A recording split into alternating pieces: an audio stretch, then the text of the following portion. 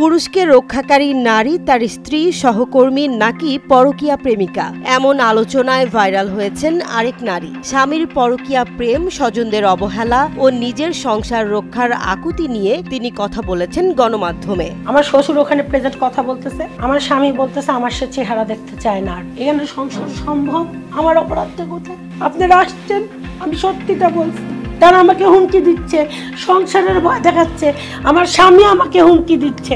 ভিডিওটি দেখে অনেকেরই মন ভারাক্রান্ত হয়েছে। 2 সন্তানের মা হওয়ার পরও তার স্বামী অন্য নারীর সঙ্গে সম্পর্কে জড়িয়েছেন, যা সত্যিই হৃদয় বিদারক। তবে এ ঘটনাটির আরও একটি দিক রয়েছে, যা সমাজের মানসিকতার প্রকৃত চিত্র তুলে ধরে। ভিডিওর কমেন্ট সেকশনে অধিকাংশ মন্তব্য ছিল ওই নারীর বাহ্যিক সৌন্দর্য নিয়ে। কেউ বলছেন দেখে মনে হচ্ছে মায়ের বয়সী, আবার কেউ কটাক্ষ করে লিখেছেন এমন বউ থাকলে আমিও পরকীয়া করতাম। শুধু পুরুষরাই নন, কিছু নারীর মন্তব্যও ছিল অবমাননাকর ও নির্মম। অথচ এই নারী যখন বিয়ে করেছিলেন তখন তিনি নিশ্চয়ই সৌন্দর্যে ঘাটতিহীন ছিলেন, নইলে তার স্বামী তাকে বিয়ে করতেন না। তাহলে আজ তার এই পরিবর্তন কেন? উত্তর খুব সহজ।